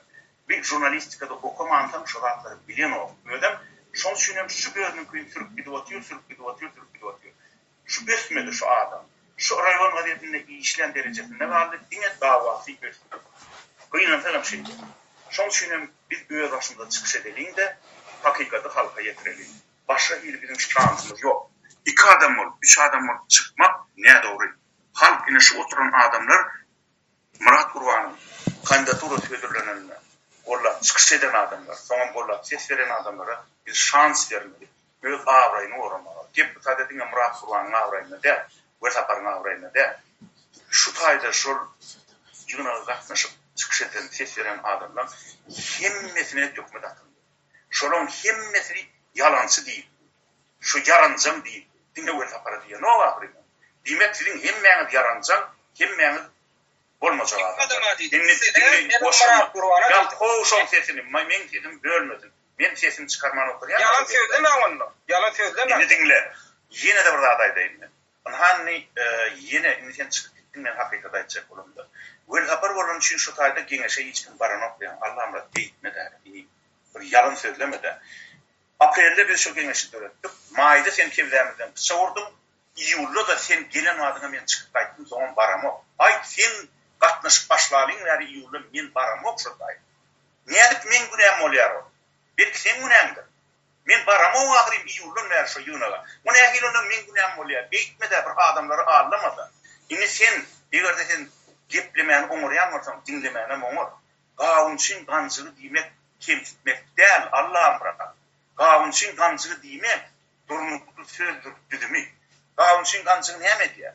Şu gavun borulayan yerden dümen yanından geçip arayan adamdan kelmesine üyürüp dağlayan. Senin yığınakta şu var. Her çıkış edene üyürüp dağlayan. Şunun için değilim ben onu. Men sana gancık diyeyim o. Bu yön başka bir yer değilim. Düşünüyen mi? Sen nimeden sözlerim, nimelerim hep merakları yoyup yönü manipülasyon gibi atıyordun. şu 30 yaş adama tökmet atıp şoň içinden bir adamyny çykaryp arlamarsın halky. 3 adamyny çykarmam arlamarsın. Diňe meniz bile çykar. Ine mektekli. Tamam. Sağ ol. Timuraga 1 minut 2 minut. Menem aýdyp bilermi Käwirdat? Malik ayt. Näme ýeňi götürmeli. Käwirdatda var, käwir hakykatda var. Bir bu kan aslında yalan söz döneminde yaman bir kiret oturmamın kıyıtları samana şu yerdeki kavra adamlar için şu yerdeki katması oturan adamlar kaputta dünya ile yarak da rekavlatlar benim bir turna benim körde ya kerde bir mantıklı hakikate gara realist işler yaldaydı var geplesin iman adım gayretleri var. Apravdanya oynuyorlar. Mantığı olsunlar aytanlar. Sınırdaryň yamanlar kirkiýär. Men pikirim var berde hiç tartışada olup estirme bakma diyorum. O derecede samsyk görmezden gayretleri. Ola näme teklif? Malik näme teklif? Teklifim yok. Neme kavra adamlar hakykata var doğru arasında şuna aýtsak. O derecede samsyk görmezden. Eňe bir häzir çyksa ama 3 saatdan beri şu ýerde oturuyor. Çakydan tutmasy var. Näme diýjek bolýan belli däl Malik. Toğry aýtsaklaryň göni aýtdy ha. Battyk satdyga oturýarsyň. Hey. No, ýa-ni näme? Käwre fiýetler atan ulan ýa. Aha, şahsiýeti var ýetmekle çolat görýär, şahsiýeti ýetmek däl ýaýdy ýa. Aha, şu ýerde oturanlaryň samdyk. Näme şonu bilmez. Ağzan gayratı dünden hakikaten doğru aramış. Öyle sağ ol. Timuraga? Şurada soğukluğuna gittim şurada. Şurada alamra davatı aydan attığında aydan demeli, aydan değerli attığında aytmalı, aydan mok demeli. Yani berde siz biz şurada 29 adamı biz nämetdik şunda bolduk 29 adam vardı. Siz aytdığınız 10 yaş adam var eken diýdiňiz. Gene de biz açık koýanymyz, biz size yamanlığımız yok. Baba, biz berde evet siz öz kanalyňyzda aýtsaňyz şu ýalňyşda. O ýalňyşdy. Öýde adam yok, o şeýle ýalňyşdy. Öz ýalňyşdy boýunca berde şol alda uçup çok bizi de yeni manipülasyon olduğunda senin şimdi sen yeni diktatör buldun yeni gittin şol demek bunun ilgili yok. Sonra ki yalnız şu kadar işler bana çok kadar ünlü hemen dağıttığında o. Bu nerede bu yazdırıldı o olan gün edin adına da taş edip çıkardı o masaret o. Sonuç için şurada taraftan diyor şurada çıkmalı aytmalı bolsa başka hiç yerden verirler. Minatının gitmesinin del o min kaydı gitmesinin üstünden o kaptamada bari benim siyaset manipülasyon oluyor tamam. Böyle. Fitruha Timuraga gelimiz yatırıp için ben burada da ciddi işte şu nimane anlak şu bir nemede efirde efire çıkıp aytmalı. Tamam şunlara nokat koymalı. Maktumuyum burada o da nemet var. Dengsiz bilen dengeyleme özünde. O şoň üçin koymaly bu nemani. Deng bolup bolmaýar, dengsiz bilen. Bolýar sağ ol. Böyle Liberty özünde galdy. Allah'ım radaga da fikrini ütgeden ok. Bilemiyor fikrimizi ütgeden ok. Eğer Allah'ım radaga avray gerek bolsa, ol bilen aramyzda avray gerek bolsa öýdi aýtsyn. Bizde ýalňyşlyk boldy. Ona olur düzelmedi ýalňyşlyk däl. Men fikrimçe. Ol gatwyr erwet bulluk andyr ýalňyşlyk. Hakykatda biz diktator bolduk. Onyaly düşünmäge gerek ýokmy katiýen? Sağ ol. Murada men bir mutfakymyza näsezim. Men ofitsialna Türkmenistana iýeren press-release'ini, hemme pasorstlary, hemme iýeren press-release'ini ve YouTube'a goýjak press-release'ini okap beren. Şunu A-Press aparat ikimi taýarladyk. Bar press-release'leri izuçadyk. Şunu final edip hemme iýeren ine okap berýän. Türkmenistan'ın Halk Demokratik Hareketi'nin Demokratik Saylawlar Gurumasynyň lideri Murat Kılıçdaroğlu Gurbanov 60-njy ýylda doğulan, ýokary bilimli, öýlenen 4 çağa 2020-nji ýylyň 10-njy mart aýyna Türkmenistanda geçiriljek prezidentlik saýlawyna dalaşak hükmüni Halk Hareketi'nin Erkin Türkmenistan TV radyosynyň agzalarynyň ve Türkmenistan'ın grazdanlarynyň tarapyndan ködürlenildi. Şu ýerde ýalňyşlyk barmy ýa maskaraçylyk?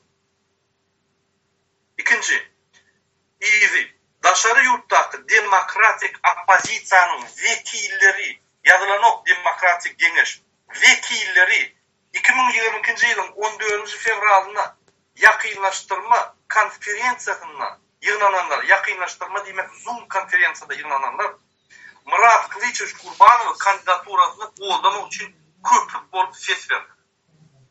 Şu ýerde ýalňyşlyk barmy? Şu ofitsialny dokument näme okap berdi bilemok, ýa ofitsialny dokument. Ýöňünläki sözlemeyi okap gaýtyrap biljekmi? Ýöňünläki ýank bildi duş. Türkmenistan'ın Halk Hareketi'nin Demokratik Saylawlar Gurumasynyň lideri Murat Kılıçdaroğlu Gurbanov 65-nji ýylda doğulan, ýokary bilimli, öýlenen 4 çağa 2020-nji ýylyň 10-njy mart aýyna Türkmenistanda geçiriljek prezidentlik saýlawyna dalaşak hükmüne Halk Hareketi'nin Erkin Türkmenistan TV radyo agzalarynyň ve Türkmenistan'ın grazdanlarynyň tarapyndan ködürlendi. Torunlam şunu. Yine şu ofitsialny giden press release. Daşary ýurtdaky demokratik opozisiýanyň wekilleri 2022-nji ýylyň 14-nji fevralyna ýakynlaşdyrma konferensiýasyna ýygnandylar. Murat Kılıçdaroğlu Gurbanowyň kandidaturasyny gollamak üçin köplük bolup ses berdiler. Ýalňyşlyk barmy şunda? Doğrudan ses edildi köplük. Men dakan sanymedin, onuň söz bereyim. Türkmen halkynyň içinde Murat Kılıçdaroğlu Gurbanov ýurtda we daşary ýurtdaky üstünlükli telekeçi ve Türkmenistan'ın adaletli devletin ulgamanyň söwüşçi hükmüne tanalýar. 2005-nji ýylda garaşylýar garaýyşlar sebäpli ýygarlanmalar we ýurdun resmi häkimetläriniň halka garşy siýasaty bilen ılalaşmazlyk sebäpli ýurtdan göçmäge mejbur boldy. Häzirki wagtda Fransada ýaşaýar. Ýene şu press release. Şu ýerde bize töhmet atar ya bize yakınlaşıp bizi çekiler yani söz var mı? Şolu Bendetta deydi, Nur deydi, Büyücü deydi, yeni oradan gidin yığılaklar geçir, men çağırman, hemen at eder yani mümkünçlük var mı? Ya eder yani matifa, mani var mı? Şunu açık bulunay. Şunun için yine kooperatif yine koyundur, kooperatifini. Terdim nimede durundur kooperatif. Agunda näil karar geldiniz? Näil görnüşdi? Nime diýär? Çykyş edýär. Hazır şu ýerde bayramda söz bereli. Näme bayram insan kadam çykyş edýär, onuň ses berişe geçýär. Timuraga mikrofon. Окей. Ага. Окей. Спасибо вам всем. Все, я понял, в чем разговор идет. Сейчас народ и так раздрозненный у нас. Над нами уже все смеются в ТикТоке. И над Мурат Курбановичем, над вами тоже смеются. И над всеми смеются. Вы не верите никому. Никому не верит. Сейчас еще хуже мы сделаем. Мы никогда не свергнем эту власть туркменскую, когда будем между собой ругаться. Не надо это.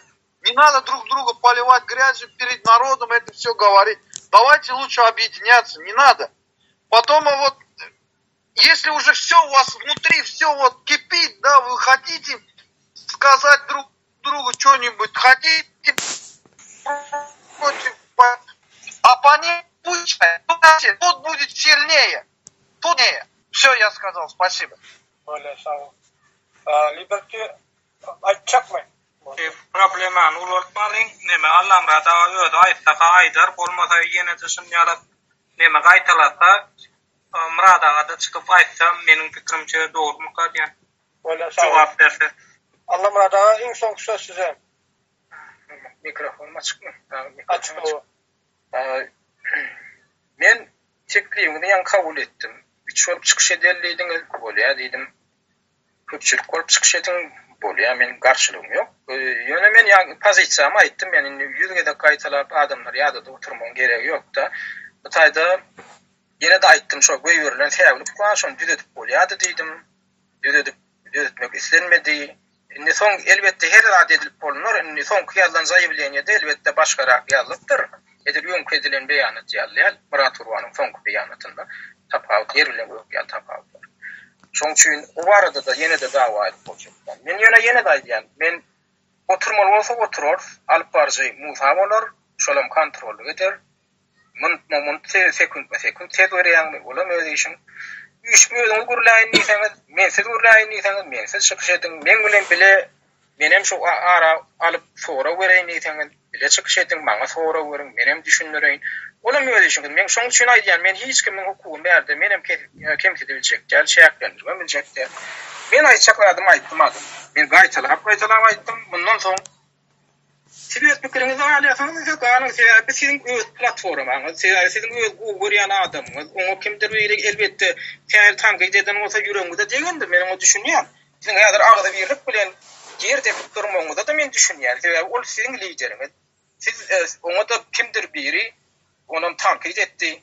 O kimdir biri ýanky şo göýürilen täzeligini ýalanyny birazajyk ortaga çykardy. Olam size elbette yokuş diýär, men düşünýän size. Ve men häzir tarapdarlym ýok, men şoň üçin men häzir getiren bolsam tarapdarym. Taýda 50-50 bolardy. Aýdardylar size de köpçülik bolamaýdardylar. Ýöne size häzir pikirdeşler bolup ýygnanypsyňyz. Men häzir menşistwo ýaly bolup görünýär, ağırlyk ýaly bolup düşünýär. Size men häzir şoň ýaly imiş dörecek bolýar. Olam düşünýär. Siz pikirdeşler, siz bir platforma adamlar. Onu düşünýän. Şoň üçin men onuň üçin bir näme diýem, geňem görüp duram. Näme size häzir kollektivle şo bir pikirden ütjäňiz. Menem şo bir pikirde duran hüçjet ýaly bir köjek bolýar, haýçyňyzda oturan käbir. Ýazjadyny göterýärem. Ana hissesini boýundalarym. Bulman näme? Men näme diýmeli? Olara dogrusyny aýdypdyr. Menem hokmypdyr näme? Men ýaňam aýtdym. Näde ýalan sözlänlikler. Bu düşen platformalaryň adamlar burlamy bolonokda. Şoň üçin o taýp menem moşukdyrlar, beýleklere moşukdyrlar. Men ýöne köje dil bilen düşündirdim. Şonu düzedip bolýardy. Ertesi bir gün çykyş etdim. Awşun ýal bir säýlip goýberdik. O diňe men ýeketek däl, menden başga da bar, olam bar diýär men guturdy. Indi ýöne şonam diýmediňiz, indi şol öz ýalňyşyň adam düzetmeň derine gaýtyp meni bir kran etjekler. Hawa men ýalňyşmyşym. Men ýalňyşdym diýende de adamlar goýup otyra. Ýeketek kandidat däldigini. Men häzir çykarna o adamlar Murat Urwanow ýeketek kandidat tutuş opozisiýada demokratik hereketden diýerin bolýan adamlar ýene sonra görüp başladyr o. Nurum var, Ahmedim var, gellik häretem var. O nähili bolýar? Sen ýalan sözle oturýarsyň diýjekde. Ondan men şo taýda aýtmaly bolýarna. Hawa meni şu ýalan sözlemäge içerdiler, menem şundan çykarga tapjak bolup pogumyp ýene ýalan sözlemeli boldum. Bağışlan adamlar Murat Urwanow şunu haýyş etdi, ötünç dogry diýdi. Menem ötünç dogry ýa. Hawa ötünç dogry ýa Murat Urwanow ýeketek kandidat diýerin boly, sen pogumy ýa diýerler. Men näçe ol bar, şu şaham yaramazlaştırmak bolýar. Men häzir şonu ýalan sözledim diýip çykyş etsem, men ýalňyşypdyr diýem. Men ýüzüme basjaklar. Dur otur ýeketek kandidatlar men diýmeli adam näme? Murat Urwanow ýeketek kandidat diýmeli. Bizim şonu kabul edýärsiňler. Size häzir men şo ýalany içerýär. Kollektivle üýüşüp, sebäbi şeýler şonu şo seýler ýokuş diýipdir da size. Bunam näme görüp görýär? Sizin biriňiz hem ýöne tanqydy kabul edilýär. Gözüňizde basylyp durulanda da kabul edilýär. Gözüňizde de basylyp durulýar. Kimçilik şu. Häzir men şonu hukum edip hemen düzüde bilen mokdele bolýarlygy dedim ki, olam halk sizin o tanqidlerde var ha, o tanqidlerde kim sen aýtdym. Şoň üçin men aýdýan, şoň üçin size häzir şeýler ýokuş diýdi da, şeýler ýokuş diýdi şo jagada tanqidde. Ödüňi fuud edilip durulan tanqid. Bolýar men çykyş edeyim. Murat Urwanow ýeketek kandidat eken bağışlan adamlar men ýalňyşypdyr diýär. Hawa onuň şol çykalga berýär. Bererek. Özüň mutfagynda bolaşýar. Şol şeýle hakykatda diktator diýen söýüň üçin jogap berdiňiz boldy, başga bolýar. Diktator. Bolýar, o jogap bereň. Oňa jogap bereň. Ben boldy näme söz berişe geçeli. Onda söz berişi şeýle Yognim, beýle bolmaz, bu adalatsız bolýar. Nämen esasynda sen çökmetçe insan söz berýär. Näme Taşdaki soğuk parçası değil mi diyeyim ya da? Yok. Durun ne? Men yine oraya kaytalamağa niçin sayıyalarım. Bağışlam. Adamlar. Durun ne? İnisin yapın inisin setini. Men yine oraya da kaytayan. Sen yine de göyen faktları. Biz sana niye çekidip kaytalap kayıttık? İşeğin kulağını 40 yasin okan yani. Sen bilmedik kolunu oraya. Düşünmedik kolunu oraya. Ya doğrudan düşünün o.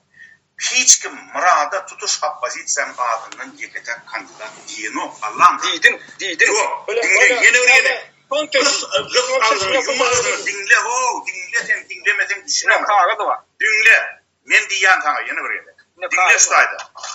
Biz Murat Kurbanov demokratik opozisiya hem de Yankı Türkmenistan'ın gражданlarının hem de demokratik hareketin şu yığına katlaşan adamlar gözümüzde tutuyor. Hiç kimsenin adam hasap edip şurayda senin adını tutmadı otaydı. Senin adından gürlen yok. Sen ne için ödün tutokyan? Senin adını tutanıyor vakrim yığınakta. Hiç kimsenin adından gürlen yok. Nur'un adından gürlen yok. Ama yalan söyleyeyim. Vendettan ödü otuyordu şurayda. Vendetta ses verdi. Ollap yanlış tutmadan. Ya da saklanandan bir şey olmadılar. Bu niyemetin Vendettan ödü yok yerine yönü son adını ulanıp otuyordu. Bunun için adalatsızlık oluyor. Yeni oraya da kaydı. Yoyma fakitleri. Sen niyede çıkışetten yönü yeni oraya da kaydı. Murat Kurbanov Türkmenistan'ın demokratik opozisiyasını hem de gражданlar hem de demokratik harekette katlaşanların adından müsver demokratik platformadan yeketen kandidatlık ödüllerini. Nuri ol denmeyi TikTok'tan ödüllerinin varsa bir kutlayaz şunu. Gelsin Nuri geçtin şunu. Gel men Türkmenistan, erkin Türkmenistan'a senin interview alayım. Hiç il karşılığımız yok. Yönetsen bulaştık, birleştiğin bulaştıkça kolyam. Olur başka platformadan ödüllerini. Allah'ım ra. Başka platformadan. Ahmet'in başka platformadan ödüllerini. Sen ne için birleştiğinden yoyan? Sen jurnalist olsan şu caga yöne koydu da düşüneydi. Sen ne için halkı ağırlayan? Sen ne için yoyan faktları, güdük yoyan? Bir hayalık bilen yoyan. Beyitme. Bizim halis yağdadık sana hakikat düşündürür.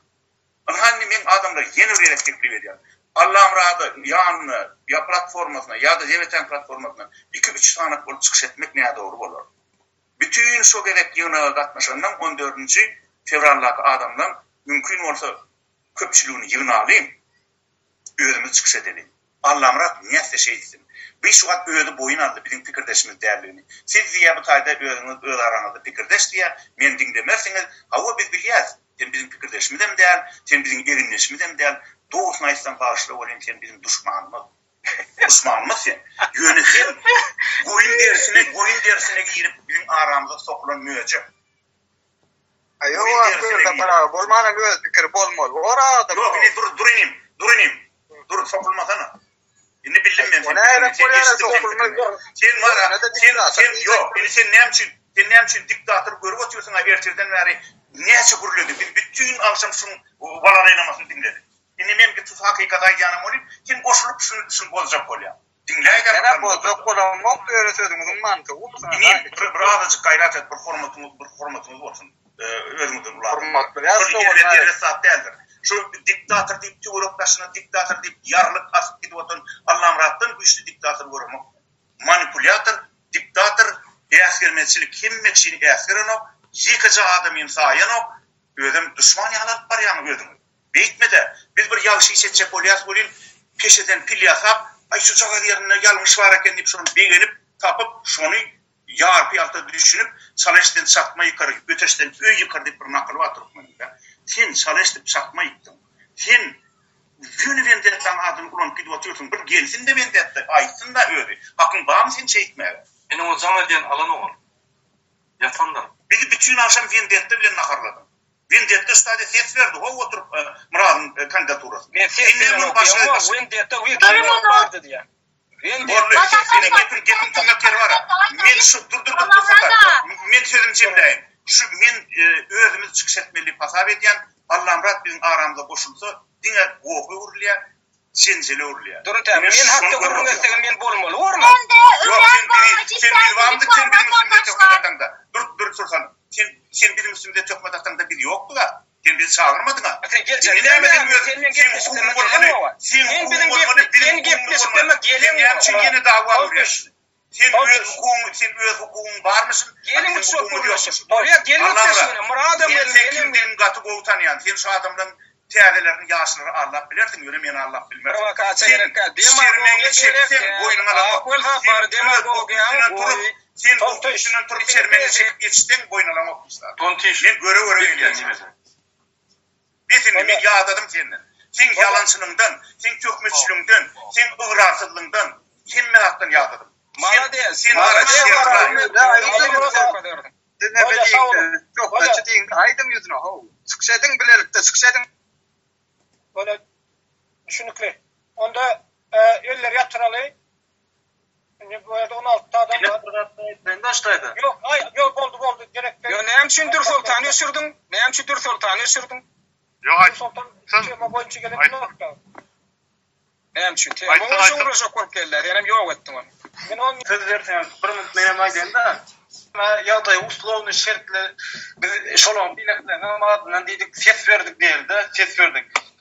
Olarda nimet yok mu? Ağzı dili yok mu? Ol ödleri çıkıp alva nimet ve şu Allah'ın adamı yani koşulup ne bilin adımız indi bundan neme geldik ki mat nimet var da. Bundan geldik ya bu adamdan öyle adından gurulmana ruhsat veriyor da sonra Hazır etti bu kimin neme onda olan ödleri şu diktatör sana nimet durdu.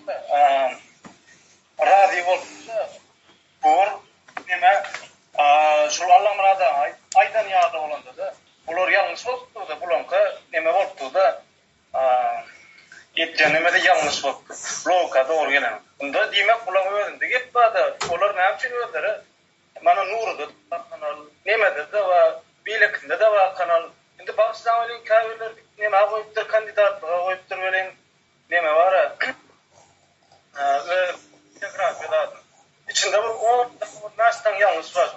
Ortografik şu doğru yaz neme koyup onda abi prezident şu neme da yani her eliyetin prezident onda hatta bu gramatika neme bilmem şu biyografiya da 10 tane yanlış var böyle. Doğru. Dürüst ya da nemeleri, kağıdalar bozulur. Şimdi onlar birlik taraf. Tamam, açıklandı. böyle sağ olun. Onda 16 adam var. Ya ellerini yatırın gayret edin.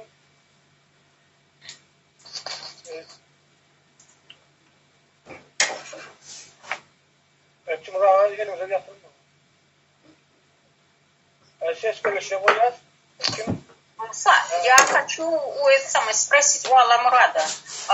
Аламурад, вы все-таки остаетесь при своем мнении, да? То, что вот вы говорили, это вы остаетесь при своем мнении, я так поняла. Значит, бесполезный разговор у нас был здесь. Ладно, все, спасибо. Ладно. Ставим на голосование, кто за, что мы отдельно выступили против Аламурада Рахимова. Не против, а высказать против мы никого не уступаем. Против его мнения, да, против никого не уступаем. Да, я извиняюсь. Отдельно высказаться за выступление Аллама Рахимова. Или разговор отдельно. Будем защищать свою честь. Biz o şu düşünen o, onu tutmaya çalışıyor. Liberty. Eğer de Yo, men kol düşündüm. Men yana dağdalarla dörtmeye gerek yok. Sağ olun. Ellerinizi düşünün gayret edin. Anladın mı? Allah 9 adam. Şimdi kim hayret Fatma Bayır'ı düşünün. Kim diyalog etmek Allah Murad'a alıp varıcı. Ellerinizi gösterin. 2 adam. 3 adam. 3 adam. Ben 3. kim o? Diyalog olsa yine pazarı olardı. Onun için acelin çıkış etmek. Başka ne teklif var? Ne çözüp koyuyor? Liberty ne dedim? Kim saklanır, ona meslek koyuyor. Kim saklanır şu ses vermek, ona kadar. Unutmaya gerek yok. Şu meseleni Allah Murad'ın özü diktatör sözü için cevap verdi.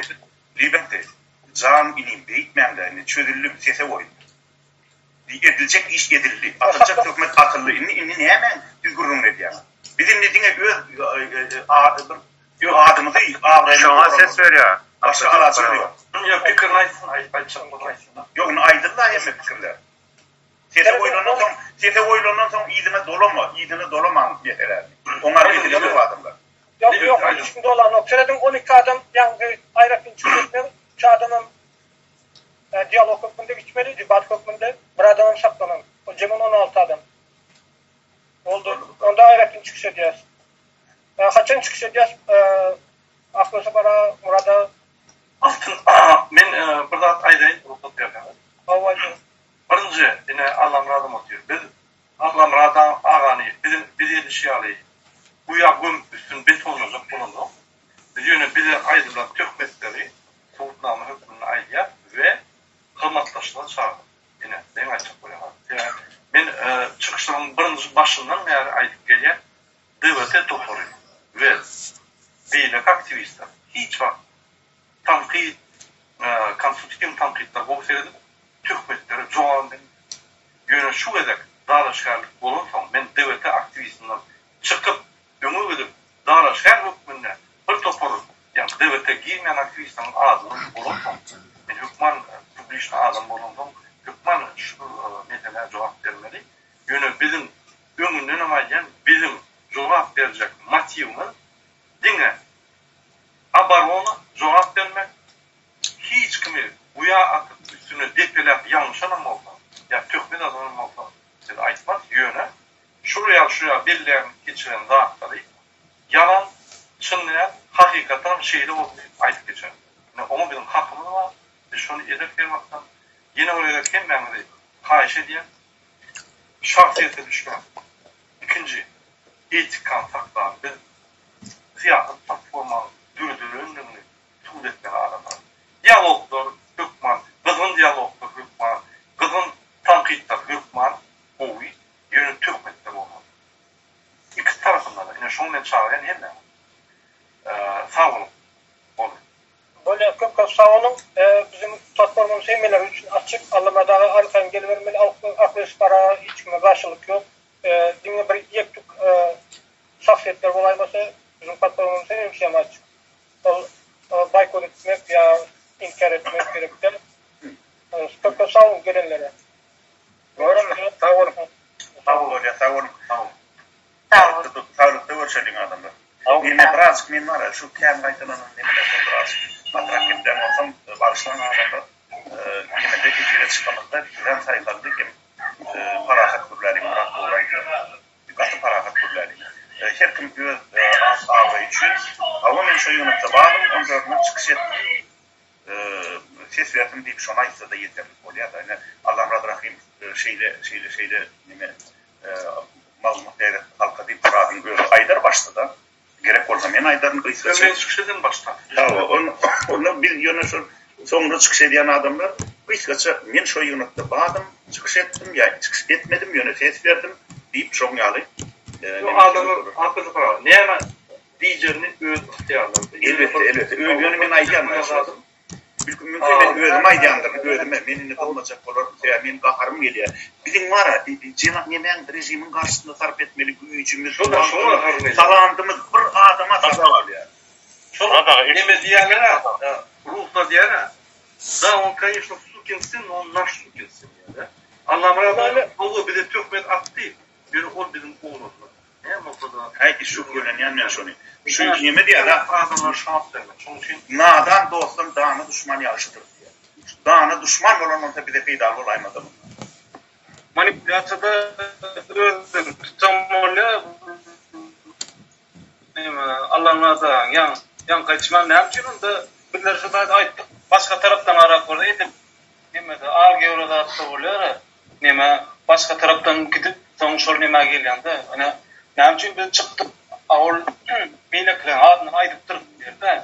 Ağolları ne yapacağım özler karşılık bir kıma şoň bilen gelip şoň nemesinde hemmeti bile çıkıp ya da öz nemesinde YouTube kanalında TikTok'a hemmetin çıkıp aydı bilýär ol neme burun etmen ýerden. Nada biler şoň aýtşy dogry bolandyr. Neme diýsen bakay.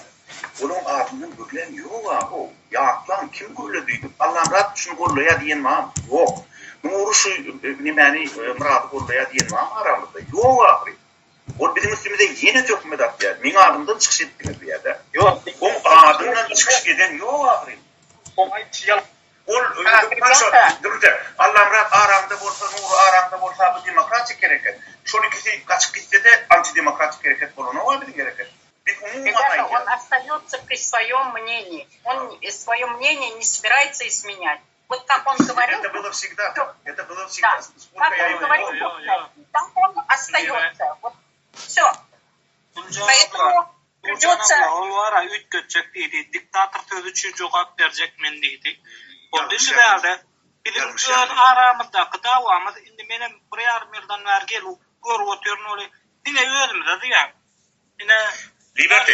Mümkün men bir daha edeyim. Liberty. Şu tayda bir adaletli bolsanızlar. Biz şunu tökmet attıkmış olara. Nuri öz kandidaturasını koyup deyip şunu tökmet attık mı? Efire çıkıp, YouTube'a çıkıp şolun kimin özledik mi, kemçiliğini özledik mi? Aha edemde oğa biz şonu çiğnem adaletli olun. Birek tökmet atmalıyım diymende Allah'ım Rab. Tökmet atma bile işimde peyfiyet vermediyseniz şonu doğru olur. Beytmen, bu karıştırman da hem de. Akılta para, şonu şonu okudu şunu ya doğru. Hakkı var. Hakkı var bu yönü. Şu zamana bir de yani büyük ara tökmet atma diye. Biz atamda o atayım, bir de at diyorlar. Biz o ara mezun. Akılta para var mı? Bir de var ya, günde milyon tane adam tankit etti. Bir de var ullokan ananıp sizi tüye, siz bizim kahramanımız deyip yatan adam yok. Eğer bir size tankit etse, günde 1000 tane adam bizi tankit etse. Ben de TikTok'ta günde 10 adam bilen yazışan, imlarından 10 adam bilen yazışan. Onlar için bizim aramızdaki davanın hiç hilep kıdığı yok. O dava gerek gel, ulaşmam gerek gel. Yine öngümdar yine Tayva söğük bitti. Çodar yine Tayva'nın söğünden ana çarplık çiğsef günde montaj ediyor. Şu davanı ulaşmalılar. Biz hiç tatım ortamda oynayayım. Yeni bir edekmen istiyorum. Hasan'la bizim açık karşılaşlarımız var. Nomenklatürü apozisiyalar. Ya olmasa apozisiya giriyenler. Ya da olmasa başka bir düşünüklü adamlar tankit edenler bir ayrı.